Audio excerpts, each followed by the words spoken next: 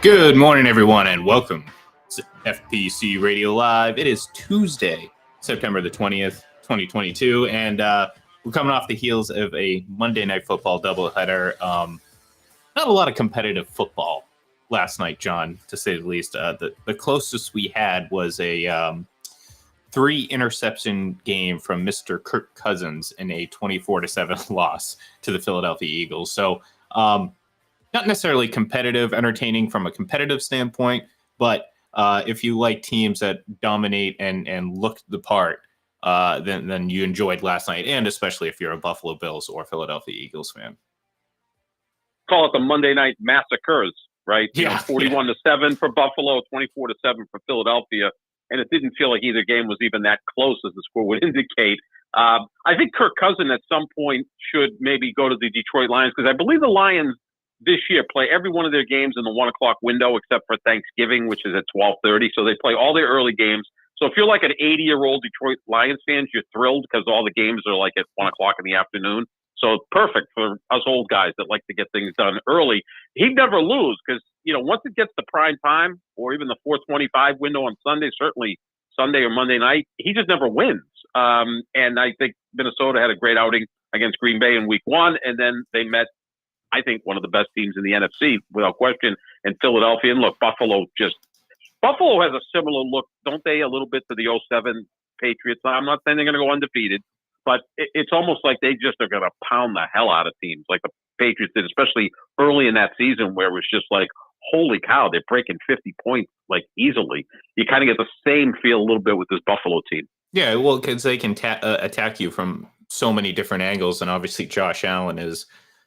I'm not, I'm going to keep the same consistency when it comes to talking quarterbacks, and I'm not about ready to to put him over Patrick Mahomes as much as I, maybe considered a Mahomes hitter. You can't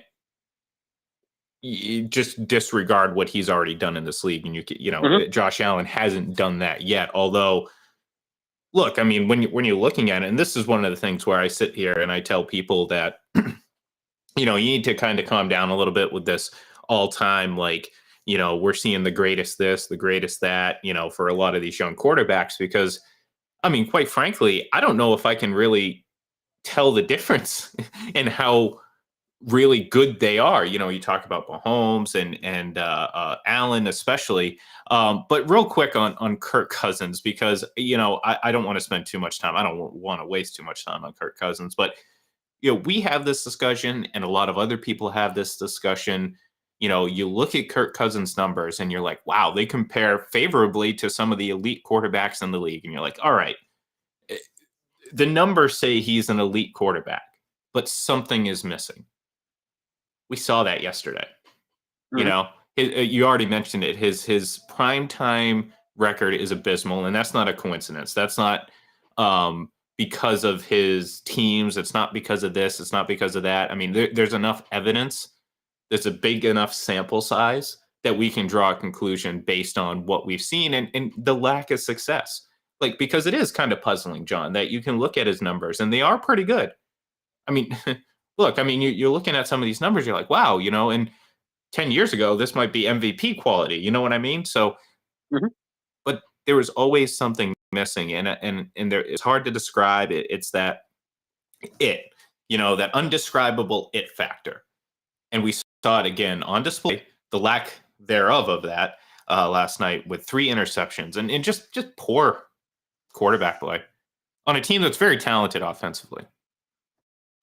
Yeah, I mean, you got Justin Jefferson, so you're on your way to building an offense, right? He's a top 5 wide receiver, certainly, in this league. And just a quick note to Joe Barry, the defensive coordinator of the Green Bay Packers, because why not? Let me bring up my favorite team here. Next time you play Minnesota, or anytime you play a team with an elite receiver, just put Jair Alexander on him. I just get mystified when you pay a cornerback $20 million a year, and he's one of the best in the business, Jair Alexander, as is Darius Slay from Philadelphia. Let them go mano a mano with the top wide receiver. Why pay them if you're just going to have them play soft zone and give these wide receivers all the room they need to operate? So that's just my note to Joe Barry, defensive coordinator of the Packers, in case he's listening, which I think he does on a daily basis. So just want to get that note out to him a little bit. But yeah, I mean, Cousins, again, I get it that when you're playing on a Monday night or a Sunday night, you're playing better teams, so maybe your record's not going to be as good. I get that. Not if you're the Packers. Well, yeah. Oh, they're fantastic in that window. The Packers are like perfect. Well, when it's against the Bears every season, of course. Well, it's true. It's true. It is. It's that big matchup. Yeah, and then they'll play the Lions on a Monday night occasionally. No, I don't recall the last time the Packers lost like a Monday or a Sunday night game or a Thursday night game. They're fabulous in those windows. The only time they lose is the NFC Championship game, and Oh, because the Bears aren't in it. Except the one time they were. The one they won. And they won. Good point. Yeah, Jay Cutler, was out of that game. And the Hall of Famer Caleb Haney? Caleb Haney, yes. I know. I hear that all the time from Skip Bayless. The only time Aaron Rodgers won an NFC Championship game was against Caleb Haney. Caleb Haney's legacy is hanging onto a thread because Aaron Rodgers is still in this league and still is unable to make it back to the Super Bowl. Right. Yeah, exactly. But, Cousins is just that I put up, I like to do tiers, and I think he's like a third-tier quarterback. We know who's in the top tier. The second tier, are guys like Russell Wilson and Matt Stafford, and, quarterbacks like that. And then I put Cousins in the third tier, which makes him around 12th, 13th in that area. He to me, is Derek Carr. Derek Carr's in the AFC. Cousins is in the NFC. They're both the same. I don't think you're winning a Super Bowl with those guys. I don't know if you're winning a playoff game. They'll play well. They'll show up every Sunday. That's one thing I'll give about Cousins and Carr. They're pretty durable guys, and they give you a chance to win. But they're not in that second or first level. No, they're just not. They don't have the ability to be there. No. And look, I mean, that's why it's so hard, obviously, to look at numbers in a vacuum and say, oh, this player is this, because there's no context to a lot of it. And even the numbers that try to give you as much context as possible, if you look at them in a vacuum, it's still going to be not a complete picture. So, and Kirk Cousins is one of those guys, because it's like, again, like I said, you look at the raw numbers, you look at it across the board, and you're like, why? Why does this guy not have more success? Why is he never in the best quarterback in the league discussion, or at least, to your point, in that tier 2 discussion? Because, look, not every quarterback and even some of the really great quarterbacks in this league aren't going to be in that best quarterback in the league discussion, but at least they're in the discussion as like a top 10 quarterback. And I think where people suggested Kirk Cousins was that there was a lot of backlash because there was something missing. We couldn't figure out what was missing. What was it? Why does he just not feel like that guy? And again, I think every time we see him on the national stage, we're reminded of that. And I think it's time to maybe just accept that who he is. And look, the Vikings are going to have to find a different way to win if that's what it takes, because, again, I just don't see what, if you can't win with this talent, how can you win? You know what I mean? Like, maybe this is a case of just the talent is carrying Kirk Cousins a little bit more than the opposite. So, anyway, you have a coach now. You have a coach now who's an offensive coach, and I'm impressed with Kevin O'Connell. I mean, I don't know much about him other than he was drafted by the Patriots, backed up Brady, and has gone through the coaching ranks, and was the offensive coordinator with the number of people. Oh, right, yeah. At this point, coaches that back up Brady as quarterback. Yeah, forget about his backup quarterbacks. It's his coaches now that are going through the ranks of the NFL. Brady has a backup quarterback coaching tree at this point, right? Which is actually more impressive at times than Belichick's coaching tree. So, but I like the way he carries himself on the sideline. I don't know what that means, but I just like that he looks like he's in charge there, right? Maybe because he's a fairly good-looking guy. He's fit. He walks up and down the sideline. Maybe I'm just a slave to, aesthetics more than I should be. But yeah, he's got. Well, you are an Aaron Rodgers fan, so. Well, you know that. Oh, absolutely. You know. Man, I'm on fire. I'm on fire today. I'm going to pat myself on the back. Man, you're on fire so much. We're going to need tomorrow off so you can rest yourself. Is this like the jerk store? You're just going to walk out in the middle of the meeting? I'll set up a meeting unscheduled tomorrow so I can get you back to the line. Yeah, or you're going to schedule at 5 o'clock because as an old guy, I'm tired. Right.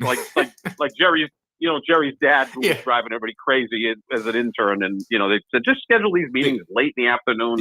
They peter out by then. The oldest intern turn ever. But oh yeah, that was great. But no, but yeah, Cousins. Look, now we're in his 11th year in the league. I mean, again, he's good. He's a good quarterback, but that's enough. I mean, that's what he is. He's not Burrow or Stafford or Herbert or any of those guys because they just have more talent than him, without question. I kind of put him in there with Derek Carr. Maybe Mac Jones will get to that level at some point. Guys that have some limitations. Ryan Tannehill. Well, he seems to be slipping out of tier 3 into tier 4 right before our very eyes. Well, that's. I mean, this is similar type guy, though. I get you. Yeah. Yeah, because a couple years ago, it was kind of the same thing. It's like he had the numbers. Okay, what's missing? What's missing? Well, there's just something missing. Ryan Tannehill, he's a fine quarterback. I mean, again, to your point, I mean, I think maybe he's certainly on the back slope, and I think it's sloping pretty. It's a pretty steep slope right now because he just has not. A few years ago, I mean, he was, he throws a nice football. He makes some really nice plays. And I think this Titans team had a very small, finite window and they just missed it. And, even Derrick Henry, again, we talked about this over the summer. Like, I mean, Derrick Henry is obviously, I mean, one of the few running backs you can talk about in the last 20 years that really can dominate a game by himself. Just the way this offense has transitioned, or the league has transitioned offensively. He looks kind of a shell of himself. This entire Titans team in general is just, I mean, losing A.J. Brown, I mean, there is a massive talent void at the wide receiver spot.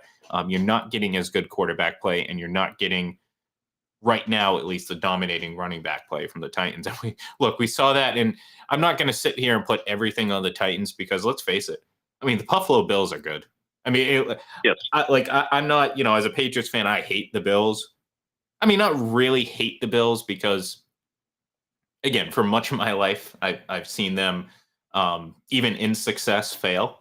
Early 90s, going to 4 straight Super Bowls and losing 4 of them. And part of me wants to see them succeed because you all know my Super Bowl fantasy. Not fantasy camp. This is, my fantasy. What I wake up every night dreaming about, just like hoping happens is the Bills finally get to the Super Bowl. Fans are celebrating only to have Tom Brady waiting for him, and then obviously get crushed in the Super Bowl because it's Tom Brady, and those are demons that will not be exorcised ever. But look, in all seriousness, this Buffalo Bills team is really, really, really good, and it starts with the quarterback. I'm gonna, and I said this to you off before we got on air, I'm gonna stay consistent with how I judge quarterbacks. Obviously, I don't like doing a lot of knee-jerk reaction to it because I think there is a lot that goes into evaluating quarterbacks, and it's not a week-to-week, oh, this player's this player's that. But, when it comes to it, this Allen versus Mahomes thing, I mean, it's real. I mean, you're talking about 2 excellent quarterbacks, and Josh Allen has, I think, so far played more consistently across the board and has had a better start. I mean, obviously statistically, but just, watching the eye test, quote unquote, he has just looked better. I'm not saying he's a better quarterback because, again, there's a difference. You can play better week to week or in weeks here, weeks there, but I'm not ready to put him over Patrick Mahomes, just like I'm not ready to put Patrick Mahomes and Josh Allen over guys like Tom Brady and Aaron Rodgers. I mean, it's just not that fluid of a title, in my opinion. Certainly because, again, with guys like Tom Brady, obviously comes a whole lot of history, and not just history, but current history. Like, people are like, oh, of course he's a GOAT. We're not talking about past history. And I'm like, I'm not either. I'm talking about right now.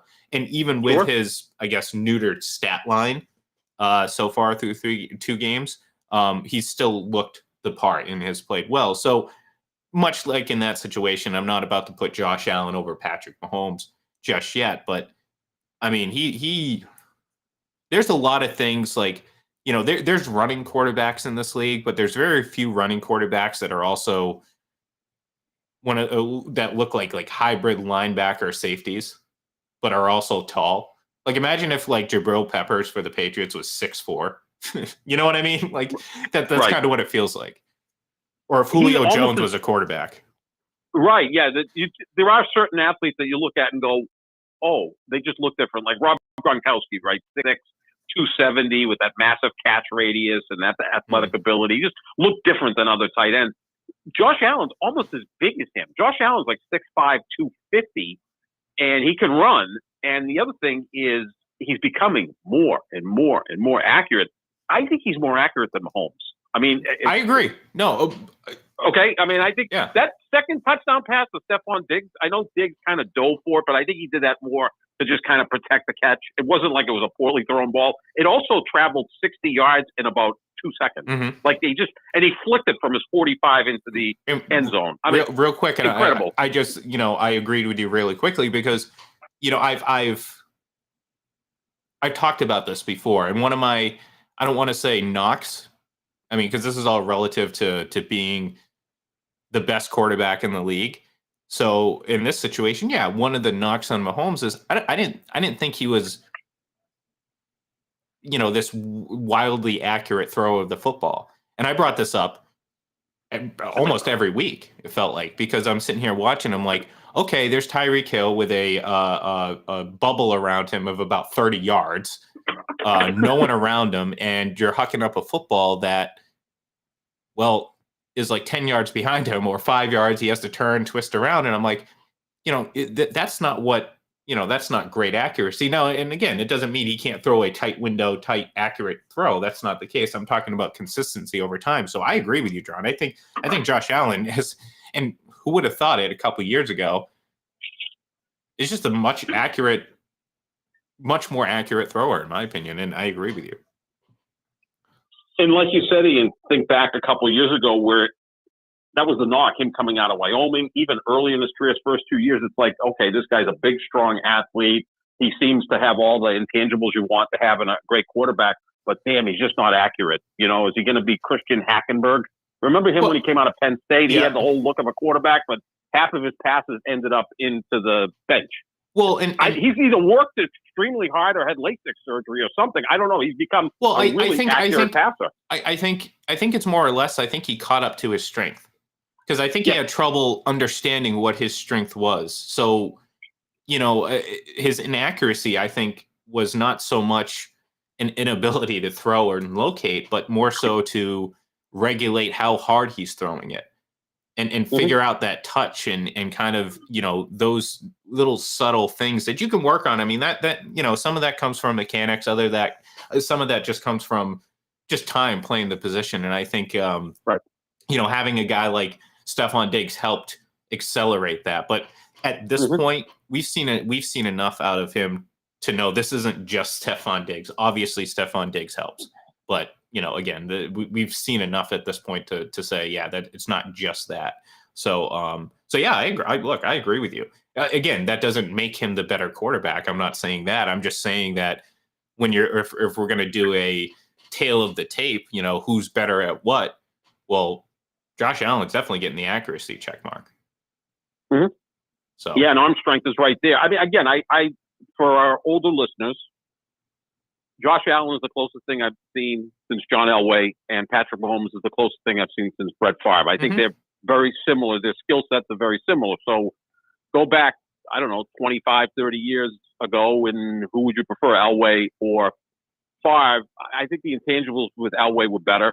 I'll say this: Patrick Mahomes is a much smarter quarterback than Brett Favre. So there is that's, in my opinion, I think he's and we know in Brett. Brett Favre didn't know what a nickel defense was. Yeah, that's what. So that didn't know what. I mean, seriously, I don't, and I think he was proud of it. He literally was the hick who just got the football and threw it around. And I also think Mahomes works a lot harder. Agreed. Yeah, I think his teammates love him. I don't. I mean, maybe I know that Tyreek Hill had whatever issues, but Brett Favre to me was someone who, again, I love watching the guy play because he was so damn unpredictable. And that's where the similarities are. There's a lot of similarities in how they play the game. And again, Chiefs fans in particular will take this the wrong way and think it's an insult, but it's really not. And I think in the long run, I think Mahomes is obviously going to, I like that the intelligence and level, I think, is what's ultimately going to separate those two in the grand scheme of things. So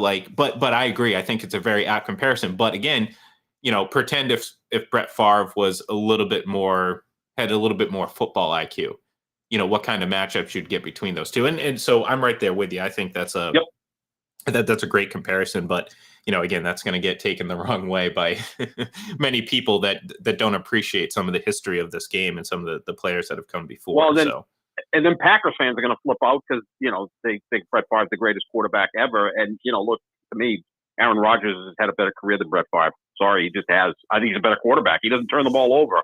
And he does all the other things. Well, so that's a discussion that, could go on forever. Yeah, and like that's a very fair discussion because like obviously Brett Favre has one extra Super Bowl appearance at this point, but obviously Aaron Rodgers has more MVPs, and so there's a back and forth that you can go about that can make it a great discussion. Obviously, the Mahomes,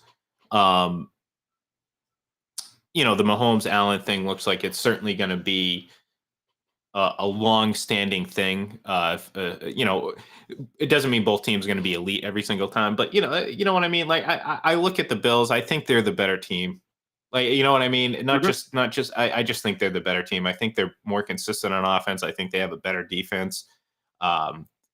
And look, by the end of the year, we may be talking about them having the better quarterback. And look, quite frankly.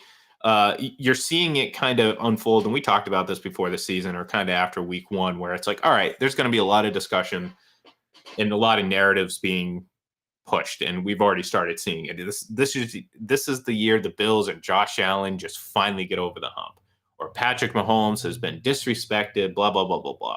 And quite frankly, it's like, okay, it is what it is, but that helps build momentum for MVPs and stuff like that late in the season, because we know most excuse me, most of the award is kind of narrative based. It's obviously a lot of statistical and performance, but there's a little bit of narrative going on to it that kind of pushes the agenda one way or the other. So, but right now we look at the odds, the updated odds after this past week, and Josh Allen, and Patrick Mahomes keep flip flopping, and this is based on Caesar's sportsbook. Josh Allen at plus 300, and then Patrick Mahomes at plus 450. You know who's number 3 right now? Jalen Hurts. Very well. Very good. Good guess. That's my new guy. I know. You're hyping him up. Plus 800. Great performance last night again, and we've already talked about the Vikings, but the Eagles coming out and winning big, and look, they just look like an explosive, fun offense that can kind of hit you from a lot of different angles. And if Jalen Hurts is playing consistent football, this is a dangerous team to really keep an eye out for. You know what I mean? This is something that you might not want to sleep on them. I mean, the Cowboys, look, for all give them credit for winning this past week, but I'm still concerned about the Cowboys. I'm not about to sit there and say, oh, they don't. I'm still concerned about the Cowboys. I was concerned before Dak left because it's the Cowboys, and they always tend to, what do they say? They always trip over their own feet or whatever. I look at this mix of MVP, and you have Justin Herbert, Lamar Jackson, obviously, even in a loss, kind of in the mix.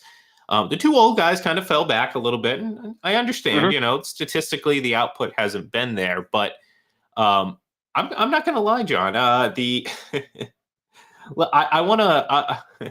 want to say maybe Tom Brady might have some pretty good betting odds if you're a fan of that. If you want to check that out, because he's at, I believe, plus 2,200 right now, and wow, yeah, I mean, I'd say that's a pretty darn good risk to take if you're looking at it, because despite the lack of the quote unquote raw statistics, and anyone who actually watched the game on Sunday realized that, well, unfortunately they do not credit quarterbacks with dropped passes, or at least give them a little bit of slack for that, because there was a lot of them in the Bucs game.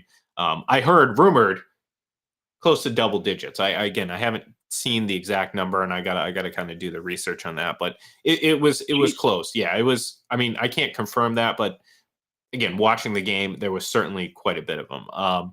Did Tampa just start playing their defensive back as wide receivers? They didn't have any wide receivers.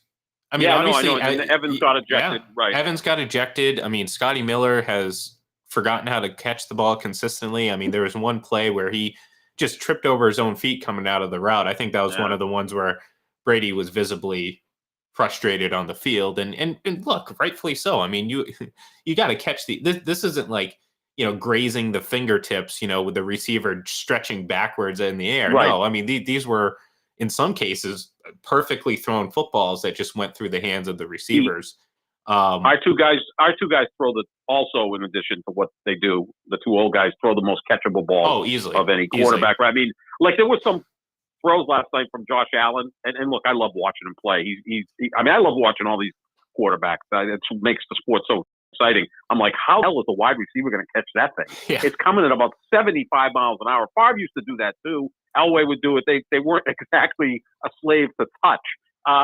But yeah, with Brady and Rogers, I mean, these guys are dropping pillows into your hand, like the way Steve Young used to, or Joe Montana.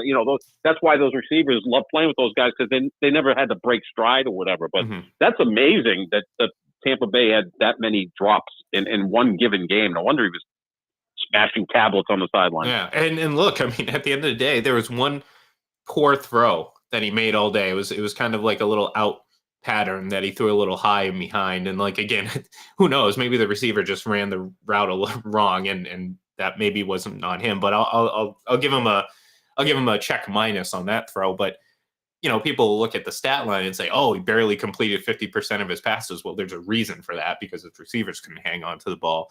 But you look at those odds, plus 22, the Bucs are 2-0 right now.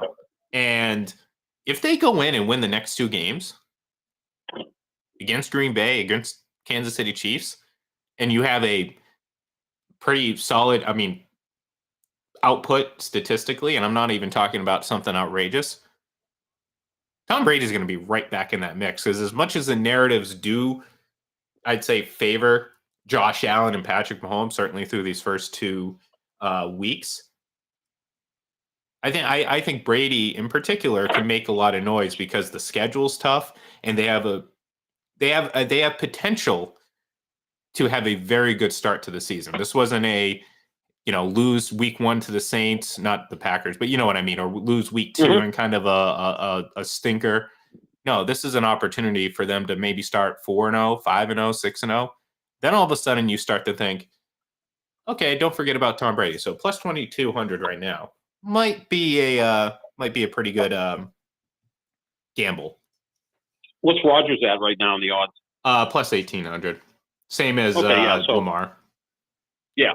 So they're up there. I mean, obviously, it looks like it's going to be Mahomes against Josh Allen, especially since both teams are 2-0, and you expect them to be the two best teams in the AFC and all of that stuff. So yeah, but it's never bad to bet with Tom Brady rather than against him. Well, I'm glad you said best team in the AFC, because this kind of helps us transition to what I wanted to talk about here to kind of close the show out, and maybe not close the show out, but at least discuss for a little bit. The AFC, obviously, I think you look at the two teams so far. You already mentioned the Chiefs and the Bills, and they look like the two best teams in the AFC.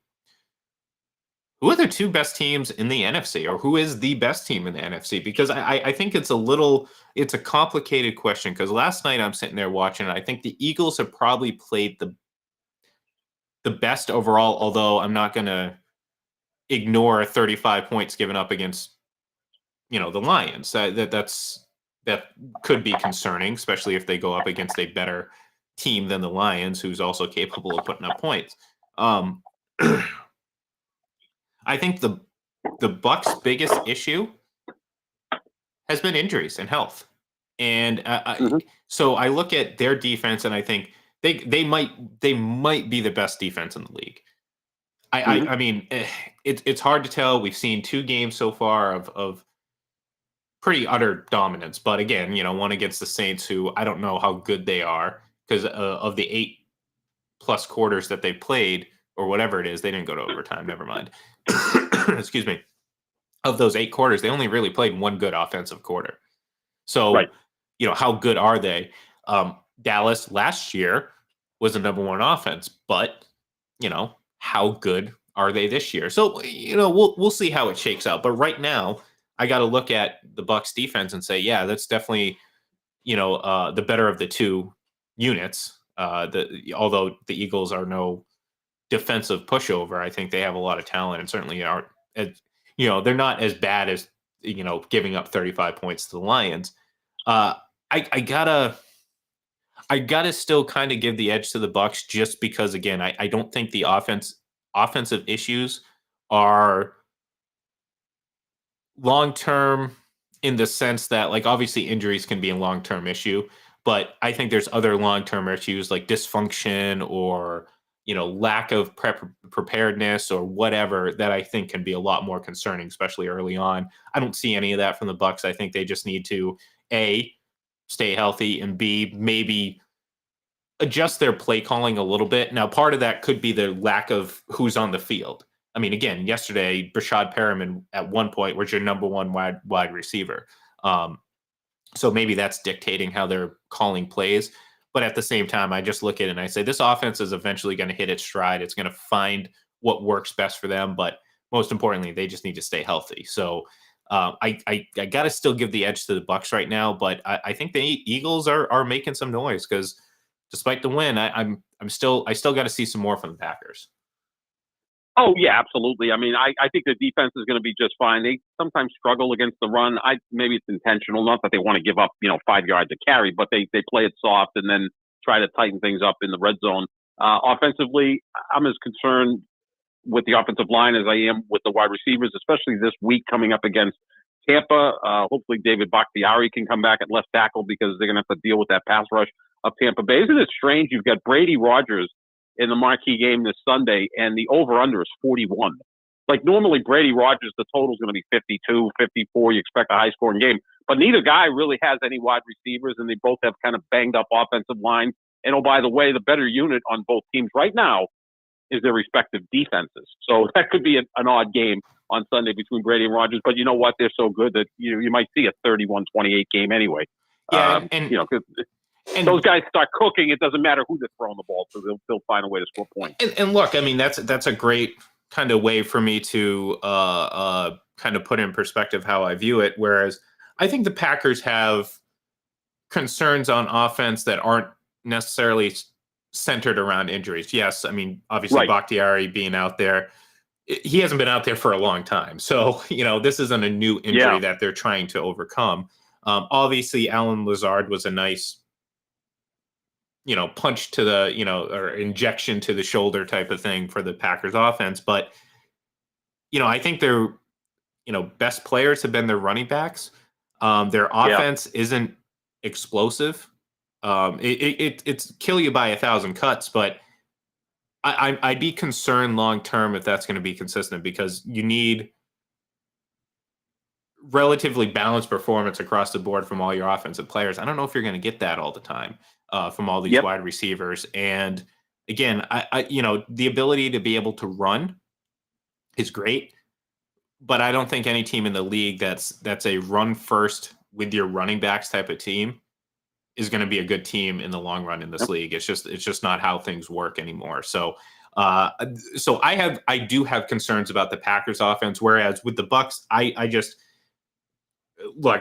think they need to get healthy. If they get healthy, I think it's all going to be good. I don't think there's any, trouble. I mean, look, I mean, nothing I love more than obviously they're going to be without Mike Evans this week, assuming his suspension doesn't get overturned. And that's obviously a big storyline.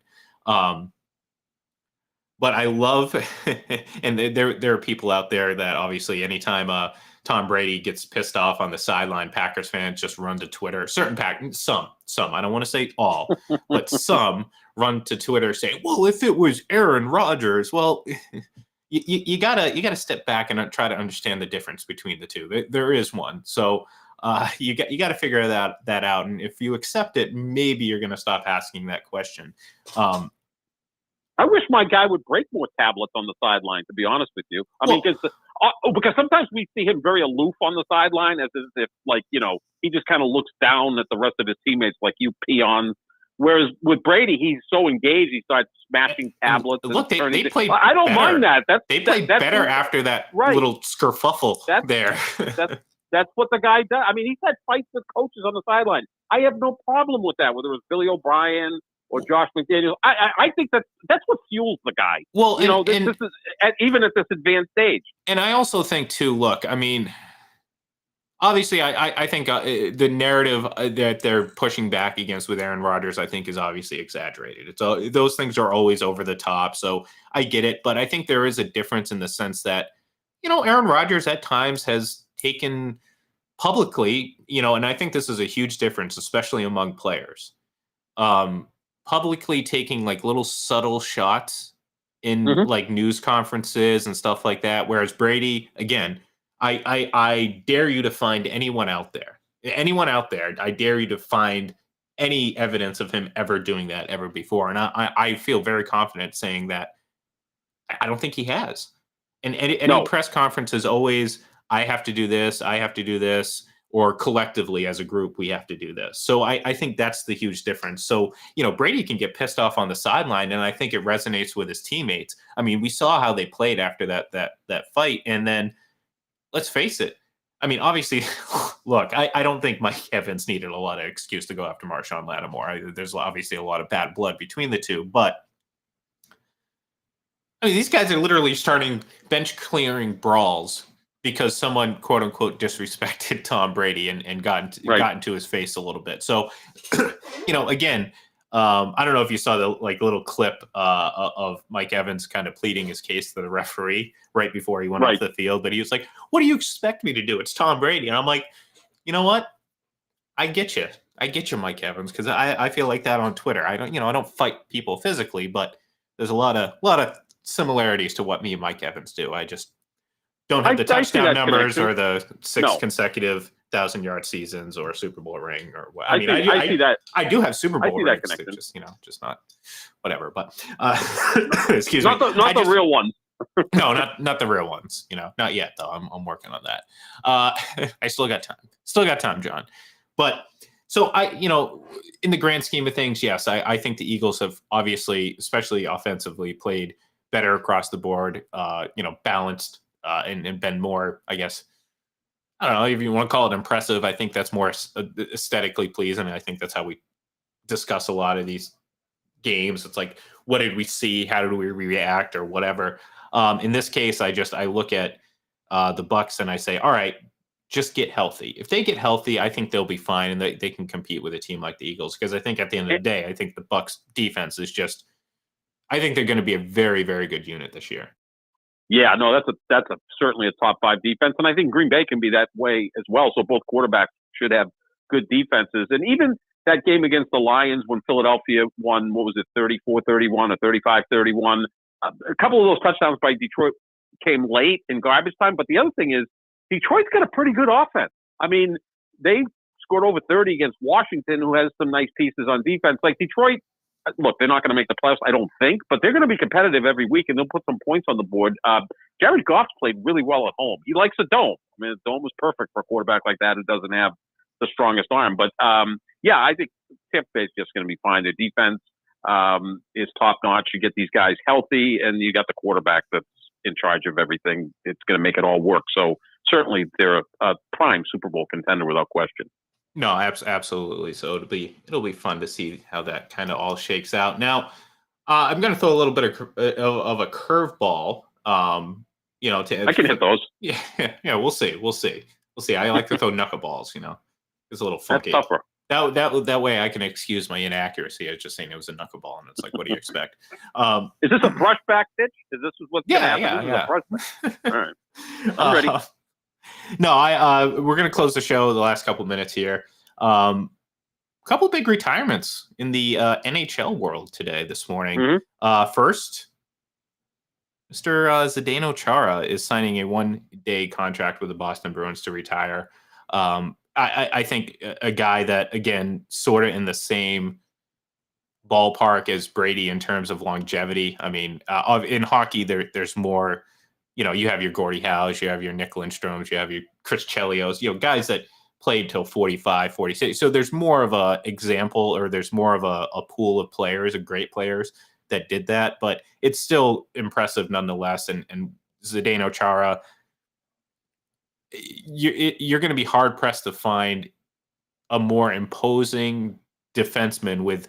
I mean, obviously the size is almost unmatched in the way he was able to use it. Because, often in the league, you get some guys that are, big, big, tall defensemen. But look, I mean, with that height comes a little bit of a disadvantage on your feet. And, not every defenseman was able to use it. Zdeno Chara obviously put together the whole package, won a Stanley Cup with the Boston Bruins. And yeah, I mean, look, it's sad to see, because I was kind of hoping they were going to do the whole get the band back together and maybe bring them aboard for one more season. A bit of surprising one though, and I just saw this right before I transitioned to this. PK Subban,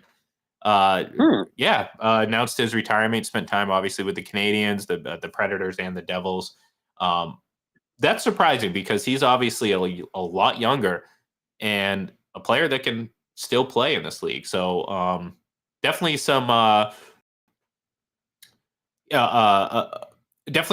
interesting news coming out of the NHL this morning, about a month or so, 6 weeks before the start of the season. Yeah, PK Subban is only 33 years old, right? So yeah. That's really young. He's made a lot of money, signed some big contracts. One of my favorite players to watch, just electric. Really, on all three zones, but he's a flourishing TV career, right? I mean, he's a guy who's just going to step into whatever he wants to do and make plenty of money. And they're paying studio guys and, analysts a lot of money. So maybe the guy just woke up one day and said, I've done enough. I don't want to wake up with aches and pains and my joints hurting me. So let me go make a ton of money wearing a suit and tie and having some fun with it. But yeah, only 33 years old. And as far as Chara, I mean, he's a year older than Brady. I mean, that's how old he is. I always would think when I saw Chara, why would anybody ever fight him? Like, you'd have to be a complete idiot to fight a guy who's 6'9", who I believe had a black belt in karate, who was one of the most well-conditioned athletes in any sport. Like, who in their right mind has a fight with Zdeno Chara? Because I don't think he's ever come remotely close to losing one. That was always my question. Why fight that guy? You're not going to win. It's quite a reach. It's quite a reach he has there. Man. I saw him a couple times in the North End on a bicycle. Like, he only had to pedal twice, and he got from the North End to Dorchester. I mean, just such long legs and arms. And he kind of looks like he's like, those like big front whell bikes that have you like elevated up like 10 feet. He was just on a normal bike and kind of was going eye to eye with those guys, right? Exactly. Yeah. Just a class act, a guy that I think he changed the culture of the Bruins when they signed him. Absolutely. I mean, I think everybody literally looked up to a guy who was 6'9", but worked so hard to get where he got. He was like Brady, wasn't he? A 7th round pick. He was the perfect captain for this team. For a team that has a long history of great captains, that matters. I mean, you talk about Ray Bourque, Bobby Orr. I mean, Johnny Buse. I mean, the list goes on and on and on. Some of the great players that wore that C. So there's a lot of responsibility outside of just being the team captain. Like, the team captain for the Boston Bruins is a lot more important than the team captain for the Vegas Golden Knights. Sorry, Vegas. Right. I mean, it is what it is. So he came in and exemplified that from day one. And obviously that first season was a little rough because I think they made some mistakes to complement some of the additions they made with Chara. But you hit Chara, you hit Mark Savard, and that was kind of the catalyst that kind of, complement some of the young guys. And those young guys are quite old now. I'm talking about like David Krejci and Brad Marchand and Patrice Bergeron. And obviously Tuukka Rask retired last season. So it was as a Bruins fan, and, I have right over my left shoulder, I got confused looking at the camera and trying to figure out my left from my right. Right over my left shoulder, I have a nice commemorative photo of a little stencil art framed photo of the Bruins Stanley Cup championship. So, and he is front and center on that, holding the cup. So, I know for a fact, by record, the highest the Stanley Cup has ever been lifted over someone's head was when Zdeno Chara lifted that thing up when they won in 2011. So, absolutely. Yeah, just incredible careers for both. I mean, again, I'm not glossing over PK Subban. Obviously, the Zdeno Chara had a much longer, more decorated career, but To your point, really fun player to watch over the last 10 or 15, 10 years or so, when this league became a little bit more offensive friendly, and you went away from that big burly defenseman to a more move the puck, transition, offensive minded puck mover, as opposed, like I said, as opposed to the traditional guy. So definitely sad to see. And I was really hoping that maybe you'd get one more run out of Zdeno Chara, but unfortunately that will not be the case. But maybe you'll see him a lot more in the North End, because I'm pretty sure he still maintains residence, or at least plans on it in the off season, because why not? Or in the off season, in retirement, because why not? Boston's a pretty good place to live. So former Bruins love the area. Oh yeah, they really do. I mean, more so than any other group of athletes. Most of them stayed here. They built second careers here. They just love it. I mean, this is someone that's a class act, and as I said, I've really changed the culture for the Bruins, which is now over 15 years ago. And may he enjoy himself in retirement, and I'm sure he'll continue to train. Because he's a workout war. I mean, I'd like to see him and Brady hang out together for one weekend. Forget about the Rock and and Aaron Donald training together. I want to see Brady and Zdeno Chara on the bike and using elastic bands. Two guys are just going at it, and I think we've seen them side by side before. I think there was something going on at an Under Armour store or something. Sure, where they had some things, and as big as Brady is, who's a legit 6'5", I mean, obviously Chara just towers over everybody. But great career for Zdeno Chara, and may he enjoy retirement. And I look forward to PK Subban doing so much stuff in media, because we need more personality in hockey. I mean, it was nice to see Patrick Sharp doing the studio shows, but he said absolutely nothing.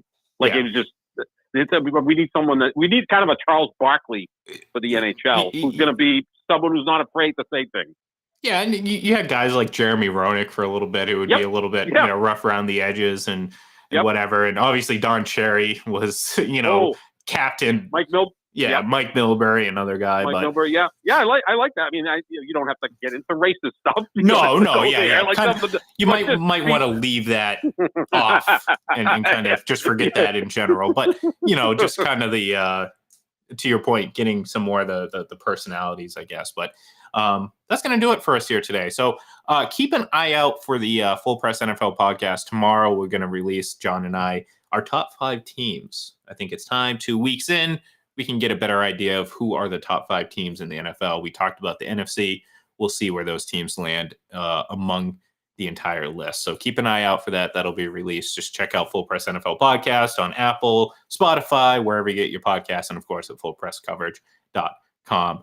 Thank you, everyone, for tuning in. We will be back Thursday morning to break down Thursday Night Football and start transitioning to next week. Have a good day, everyone, and we will see you then.